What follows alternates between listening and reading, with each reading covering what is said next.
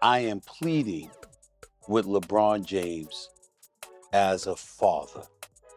Stop this. Stop this. We all know that Bronny James is in the NBA because of his dad. The criticism didn't stop with Stephen A. Smith. Inside the Lakers' locker room, things reportedly got even more uncomfortable. Luka Dončić and Austin Reaves were said to be joking about Bronny, and what may have started as light talk quickly crossed a line. In a league where respect is everything, that kind of energy spreads fast. Once LeBron caught wind of it, the mood shifted immediately. This wasn't handled with a quiet conversation or a team dinner to clear the air. Instead, lines were drawn and relationships reportedly changed overnight. What looked small from the outside turned into something much bigger behind closed doors. Bronny James stepped into the NBA carrying pressure most rookies could never imagine. Drafted 55th overall in 2024, he wasn't just another late pick trying to find his place. He became the first player in league history to share the court with his father. When the Lakers faced Minnesota on October 22nd, 2024, that historic moment lasted just 2 minutes and 41 seconds. It was emotional, it was symbolic, and it was heavily watched. But the box score told a colder story. Bronny grabbed 1 rebound and scored 0 points. The headlines focused on the moment. The critics focused on the numbers. And the numbers were tough. During his rookie season, Bronny averaged 2.3 points, 0.8 assists, and 0.5 rebounds across 27 games. He shot 36.6% from the field. Year 2 did not suddenly flip the narrative. He hovered around the same 2.3 points per game in limited minutes. There were flashes where his efficiency looked better, stretches where you could see progress, then sudden regression that brought the questions back. His three-point shooting became a real concern. At one point, he went 0 for 15 from deep. In his first 4 Summer League games, the outside shot simply did not fall. And that struggle followed him into the regular season where he floated around 25 to 30% from 3 on limited attempts. Defensively, though, the story had more layers. Bronny showed lateral quickness and anticipation. He could stay in front of guards and switch onto wings. His defensive rating looked respectable when he was given longer stretches on the floor. In G League assignments, he averaged nearly a steal per game and showed real effort on that end. Coaches noticed the energy, teammates noticed the hustle. But in today's NBA, defense alone rarely earns you steady minutes. Spacing is everything. Teams need 5 threats on the floor, not 4 and a question mark. When Bronny stood in the corner and hesitated to shoot, defenses sagged off him without fear. That allowed them to load up on stars like LeBron and Anthony Davis, shrinking driving lanes and clogging actions. The pressure did not begin with his first missed shot. It started long before that. LeBron had openly spoken about his dream to play alongside his son. In March 2023, he even tweeted, "Man, Bronny definitely better than some of these cats I've been watching on League Pass today." That message went viral. It raised expectations. And whether Bronny asked for that spotlight or not, it followed him straight into the league. Lightweight, hilarious, and instantly controversial. The moment Bronny was drafted, the nepotism accusations came flying in. Critics claimed teams were not just drafting a player, they were drafting access to LeBron James.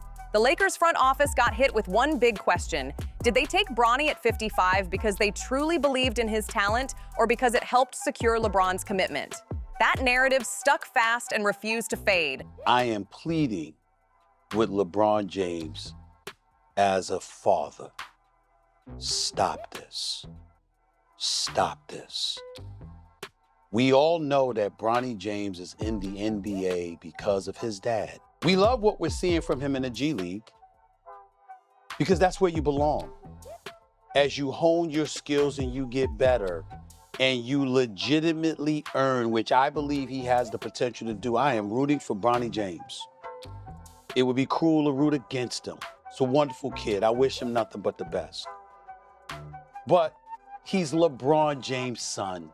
Bronny James is averaging 0.3 points, 0.3 assists, and 0.4 rebounds.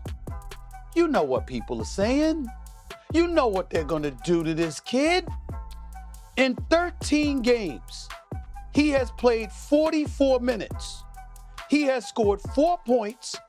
He is shooting 1 of 16 from the field, 0 for 7 from three-point range. How are you doing him favors? My sense is that he's better than I would have been in that situation. 20,000 fans screaming my name to get in the game and wanting me to be in the game. And the roles reversed, I don't know if I would have been able to handle it. So just commend him on, his composure, the way he approaches, not only the game, but just approaching life in general. Stephen A. Smith became the loudest voice in January 2025 when his rant on First Take went viral. He did not attack Bronny's character. He aimed straight at LeBron's judgment. Smith argued that exposing his son to this level too early was unfair. The early stat line did not help. Through his first stretch of games, Bronny averaged 0.3 points, 0.3 assists, and 0.4 rebounds. Smith's message was directed at LeBron, not Bronny, but that distinction did not matter to the audience watching it unfold. The spotlight only got brighter. Charles Barkley called the situation awful and said it was a bad look for the Lakers. He stated Bronny was not ready for the NBA and should be developing full-time in the G League. During Summer League, Jaylen Brown was caught on camera saying, "I don't think Bronny is a pro." He later clarified online, praising Bronny's potential while standing by his doubts about immediate readiness. DeMarcus Cousins said drafting Bronny showed the Lakers were not serious anymore. Kwame Brown called him soft and said he had zero confidence and could not hit a three. The pile-on was relentless. The games added more fuel. In Cleveland, Bronny scored his first NBA basket, a driving layup in his father's hometown. It was symbolic and emotional, but the comparisons were brutal. LeBron's rookie season was about performance. Bronny's was about bloodline. That burden was different. Against San Antonio in Summer League, Bronny went 1 for 5 with 3 turnovers. He airballed a wide-open layup near halftime, missed an open 3, and lost control on a drive. Fans reacted harshly. That was bad. He's bad. Against Dallas, he missed a potential game winner with under 4 seconds left and finished with 8 points on poor efficiency while being outplayed by Cooper Flagg. Social media exploded. LeBron's son can't close like dad. The preseason game against Phoenix showed the gap clearly. Bronny played 13 minutes with 0 points, 2 rebounds, 1 assist, and 4 turnovers. LeBron scored 19 points on 8 for 12 shooting in just 16 minutes. The contrast became a headline. In one loss, LeBron and Bronny combined for 8 turnovers, 4 each. Online reactions claimed Bronny was dragging his father down. The memes were everywhere. Frustration inside the team became visible too. In November, cameras caught J.J. Redick and Luka Dončić yelling at Bronny for passing up open shots. It was not personal. It was competitive fire, but it highlighted a real issue. Bronny hesitated. He identified himself as a defensive specialist. After a Spurs game, he told reporters, "Defensively, that's my role that I want to excel at. We have a lot of guys, Luka Dončić, LeBron James, Austin Reaves. Those guys can go get buckets whenever we need them, but they need guys like myself, Jared Vanderbilt, Jake LaRavia, who can defend." The logic made sense. The problem was spacing. When he passed up clean looks, defenses sagged and the offense stalled.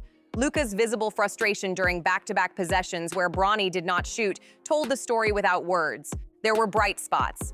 On February 11th against the Spurs, Bronny posted 12 points, 6 assists, 3 rebounds, 1 block in 25 minutes. J.J. Redick praised his growing confidence, pointing to sequences where he blocked Kelly Olynyk and hit timely shots. 2 days later against Dallas, he was back to garbage time minutes in a blowout. That inconsistency defined the start of his career. In the G League, he flashed potential with 12 points and 6 assists against the Clippers, and even a 31-point explosion in another outing. But NBA minutes remained limited and situational. His 4-year, $7.9 million contract added more controversy. Many second-round picks get minimum deals with little security. Bronny received guaranteed money. Critics called it proof of favoritism. The uncomfortable question lingered. Would he have been drafted without LeBron? His USC numbers, 4.8 points per game on 36.6% shooting, did not scream NBA ready. His 2023 cardiac arrest complicated everything. The health scare limited his college development. Some argued he needed another year in school. Others said he should not have declared at all. Also on the roster, so it's a true family affair for Giannis. Giannis and Dončić actually during Eurobasket in the summer were the 2 top scorers in the entire tournament with 5 to shoot.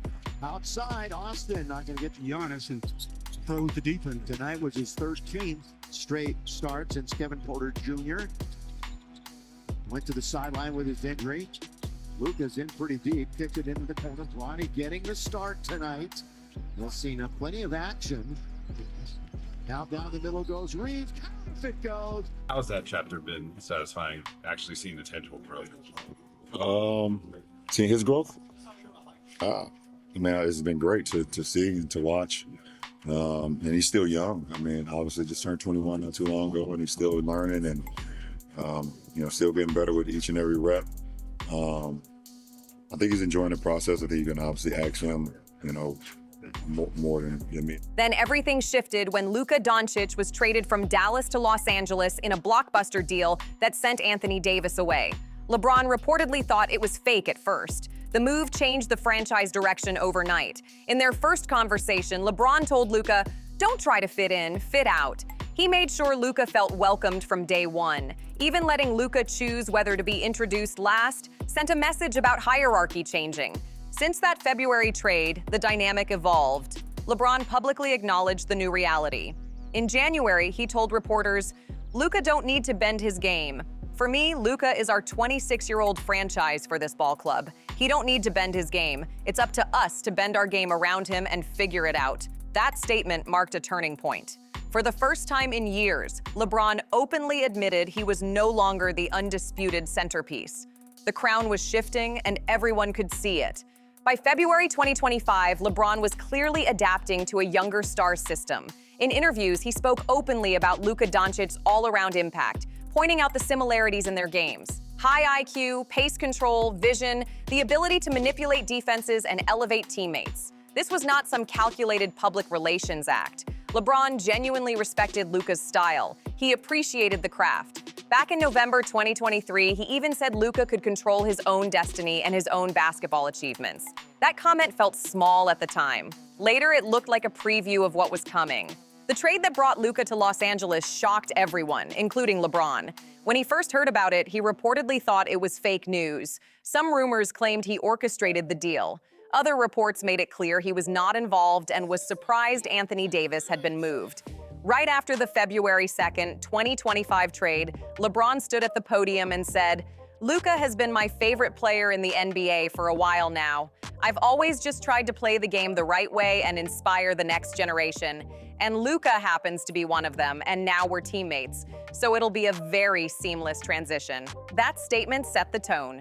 It was not about ego, it was about alignment. This partnership was never framed as LeBron chasing control. It was about maximizing their window together. After wins against former teams, LeBron praised Luka's growth and leadership. Austin Reaves fit naturally into that mix. LeBron had identified Reaves' potential all the way back in October 2021 after his first Lakers practice. He said, "He's an NBA player, he can play at this level. I watched a lot of film on him when we signed him. His size, shot-making ability, passing, high IQ kid, and he has a lot of dog in him." That early belief turned into real trust over time. The chemistry between the trio showed in moments both serious and playful. When Reaves dropped 51 points in October, LeBron tweeted, "50-piece nugget. That boy AR too tough. Damn, that's crazy. We almost had back-to-back 50 balls. Damn, Don, sick backcourt." The banter felt natural. Reaves, who once admitted he grew up as a Kobe fan and used to root against LeBron, now calls him the greatest player ever. That shift did not happen overnight. It came from daily reps, shared battles, and mutual respect. On the court, LeBron explained how having two elite playmakers in himself and Luka creates constant mismatches. Defenses cannot key in on one brain when there are two dissecting them. The understanding runs deep. Reaves has also praised LeBron's mindset. He once said, "If there's anybody in the basketball world that has the right to wake up some days on the wrong side of the bed, he could probably get away with it, but he never does." That steady positivity shapes the locker room culture. LeBron's philosophy centers on sacrifice. When the best player makes the right play instead of chasing numbers, everyone follows. That tone filters through the roster. Still, the transition has not been perfectly smooth. Reports have suggested moments of tension as the Lakers gradually shift from LeBron's timeline to Luka's. Publicly, LeBron downplayed any superstar rivalry. In November, he said, "I don't want to create the narrative of me and Luka. There's 5 guys on the floor and about 7 guys that comes off the bench. It needs to be all of us." That comment reinforced unity over headlines. Despite 46 combined absences from LeBron, Luka, and Reaves, the Lakers sat at 33 and 21. When healthy, the trio formed a dangerous core. LeBron averaging around 22 points, Luka orchestrating at an elite level, and Reaves adding 18+ in key stretches created balance. But the bigger question hovered in the background. How does Bronny fit into this evolving structure? You know, obviously he has so many continents. He's one of the best basketball players in the world ever. So, you know, he just told me, be you. So remembers before, I mean, when's the last time I was nervous before the game? So, but once I stepped on the court, it was fun. And just being out there again felt amazing. Yeah, he texted me in the morning. He said, "Whatever you want," and I said, "It's for him to text me that. It's just amazing." So shows what kind of person he is, and you know, he let me have my moment. So I really appreciate it. I love everything about his game. Love everything about him. The way he plays the game reminds me of the way I play the game. Luka's assessment of Bronny has blended encouragement with expectation. After a November 2025 win over Miami, where Bronny logged 18 minutes with strong defensive effort, Luka said, "He was great in those kind of moments. You never know if you're gonna play or not. He was ready, and that means a lot to us, and he was ready to go at the right moment. So he played great today. He was great defensively, and we expect him to do that.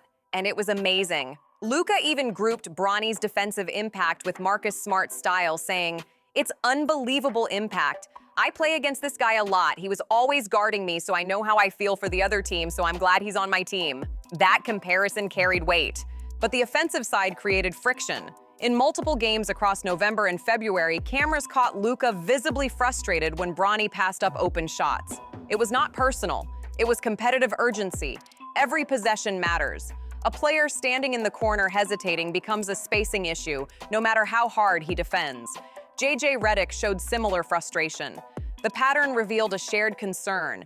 Bronny's fear of missing sometimes disrupted rhythm. Still, Luka's overall stance seemed developmental. He did not expect a late second-round pick to dominate instantly. In post-game moments picked up by microphones, he was heard telling teammates, "He'll get there, just needs confidence." That quiet support balanced the visible frustration. It showed complexity, not hostility. Austin Reaves approached Bronny differently. As an undrafted player who fought for every minute, Reaves understood the grind. During October 2025 training camp, he told Bronny directly, "You've been one of the better players out on the floor almost every day, so continue to do that." That endorsement meant something. Reaves does not hand out empty praise. His encouragement felt grounded in experience, not sympathy. In a locker room filled with shifting roles and heavy expectations, that kind of steady voice matters more than people realize. Austin Reaves' evaluation of Bronny did not come from box scores. It came from practices where cameras are off and nobody is chasing headlines. After the Miami win where Bronny logged strong minutes, Reaves said, "I thought he was good. I thought he played really good minutes. He was good defensively, did the right things offensively. The more he continues to get those minutes, the better he'll be. We needed the minutes that he gave us tonight. Looking forward to him continuing to do that." That was not hype. That was a teammate acknowledging real work behind the scenes. During that same Miami game, Reaves and Bronny connected on an alley-oop that instantly went viral. Reaves later joked, "I've got to be the first person in NBA history to throw a father a lob and a son a lob." The humor captured his personality. He enjoys the moment. But beyond the joke, that play symbolized something deeper. It showed chemistry. It showed inclusion. It showed Bronny as part of the system, not just a storyline. Reaves' public support does more than boost morale. It reinforces team unity. It sends a message that Bronny is viewed as a legitimate roster piece, not a marketing move. At the same time, Luka Dončić's competitive edge pushes Bronny to meet higher standards. That contrast creates balance, encouragement on one side, accountability on the other. Against the Spurs, when injuries forced extended minutes, Bronny delivered 12 points, 6 assists, and solid defense. He looked confident. He looked capable. It proved that opportunity plus responsibility can unlock something. Yet 2 days later, he barely played in a blowout win. The yo-yo between meaningful minutes and garbage time defines his current stage. Luka and Reaves understand that reality. When Bronny defends, cuts hard, and makes simple reads, they appreciate him. When he hesitates or overreaches, frustration appears. For now, they treat him as a work in progress. Patience, yes, but standards still apply. LeBron's defense of his son has been intense. It blends fatherly protection with veteran awareness of how narratives form. His main argument repeats often. Bronny handles pressure better at this age than LeBron did. In July 2024, shortly after the draft, LeBron told ESPN, "I don't know if people really understand Bronny, who doesn't care. I actually cared a little bit when I came in as a rookie. I wanted people to like me. And some of the things that people were saying about me kind of bothered me early on in my career. He doesn't give a feel. He does not care about nobody. He doesn't even listen to that stuff. He's like the coolest. He's like the complete opposite of his dad." That comparison did a lot of work. It painted Bronny as mentally tougher. It reminded everyone that LeBron faced doubters too. How much does having a young partner like Luka, a savant basketball player, how much will that weigh into your decision as you go forward this season? As far as how long I go in my career? How long you in your career, right? Zero. The motivation to be able to play alongside him every night, that's super motivating. I'm sure you get some texts from Luka after this one. And LeBron. He'll probably tell me I suck because I missed like 14 shots. Can you talk about like how you feel about when Luka has the ball? Are you reading, or do you want to get into two-man actions? You're going to have the best two defenders. Right. So sometimes Austin's going to be the screener. Right? Because he's going to have the third defender. Right. And that's what we always, what you were saying, to be able to have those guys that can play bully ball, but also have the brain to be able to manipulate the game as well for the greater good. It is something that, it's the reason why I've been able to do it at this level for as long as I've been able to do it as well. On the New Heights podcast in January 2025 with Jason and Travis Kelce, LeBron went further. Bronny doesn't have to play basketball at all. It's not like he needs the money. He can do whatever he wants to do. If he wants to be the CEO of my company, he can be that. I'll start teaching him to be that, but he's like, this is my career, this is my goal, and this is my aspiration. That message directly countered nepotism claims. According to LeBron, Bronny chose this path. He was not pushed into it. LeBron also highlighted modern challenges. I didn't have to deal with the social media trolls growing up. Bronny has to deal with all of that. And if you ever meet Bronny, you'll be like, I'm such an idiot to look down on him or not want him to do great. But he's dealing with all that too, but I think that's gonna make him be even greater. He framed the criticism as excessive and outdated. LeBron dealt with performance pressure. Bronny deals with performance, social media, and constant bloodline comparisons all at once. Still, there is a limit. In March 2025, tensions spilled into public view involving Stephen A. Smith. After repeated commentary urging LeBron to stop exposing Bronny to heavy scrutiny, Smith revealed on First Take, "That was LeBron James coming up to me unexpectedly, I might add, to confront me about making sure I mind what I say about his son." That moment showed the father side clearly. LeBron can handle criticism aimed at him, but when it centers on his son, the response becomes personal. And that is where the story shifts from basketball to something much deeper. The distinction mattered to Stephen A. Smith. He kept saying he was criticizing LeBron's judgment, not Bronny's character or effort. But LeBron did not hear it that way. He heard attacks on his son. And he reacted like a father first, superstar second. Smith later questioned why LeBron confronted him publicly instead of reaching out privately. That public tension only made the story bigger. What might have been another debate segment turned into a full-blown spectacle. Kendrick Perkins also felt the heat. The former teammate turned analyst spoke about Bronny's draft value, and it reportedly upset LeBron. Perkins later admitted on a podcast, "Bron got mad at me because we were talking about Bronny, about the draft." Even when the criticism came from someone who once shared a locker room with him, LeBron's guard went up.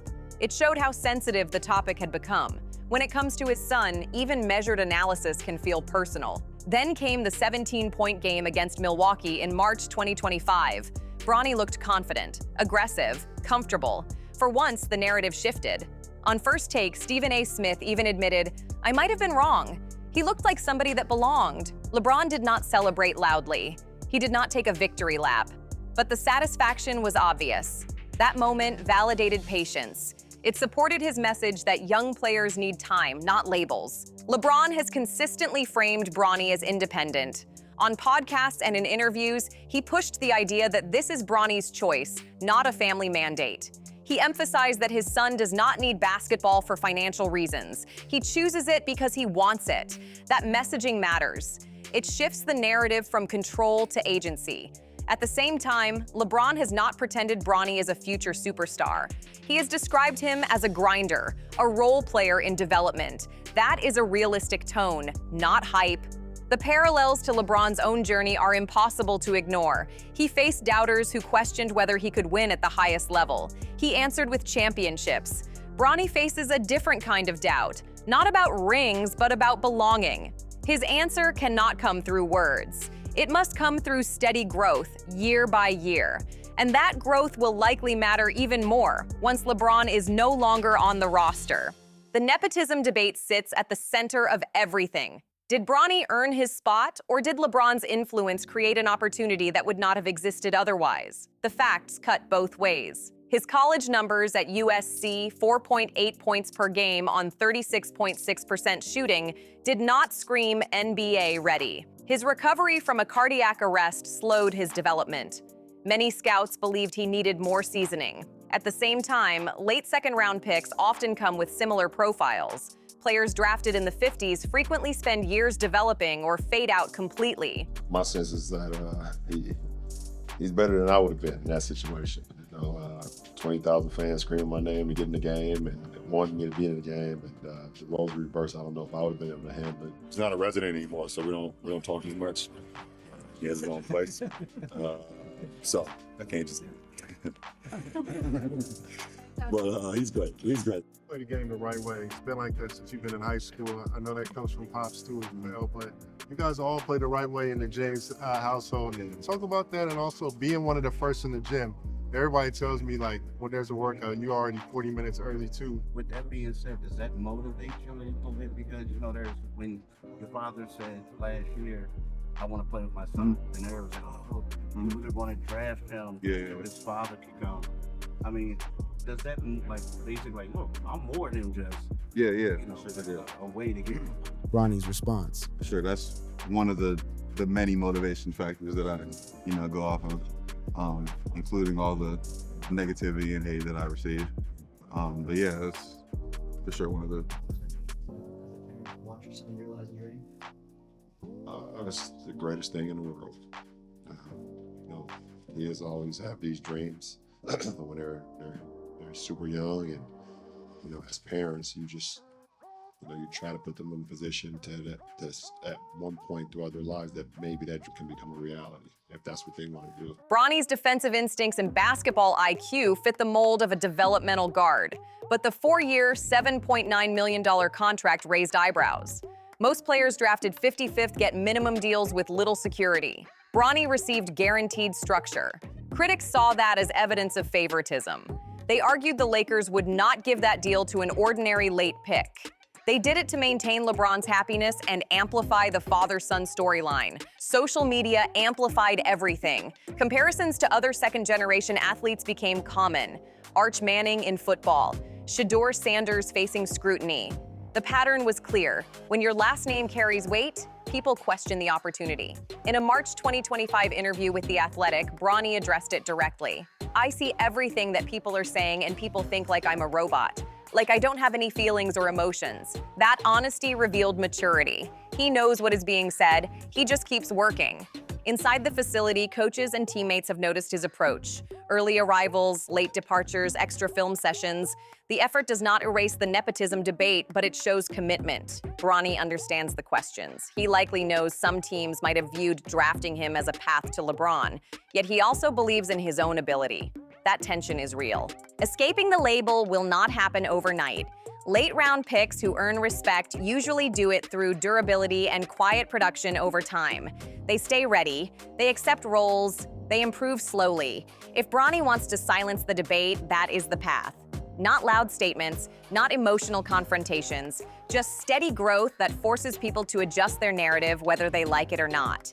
If Bronny develops into a reliable 3 and D player who can guard multiple positions and consistently hit corner threes, the entire narrative changes. That is how role players silence critics. Not with interviews, not with family legacy, with results.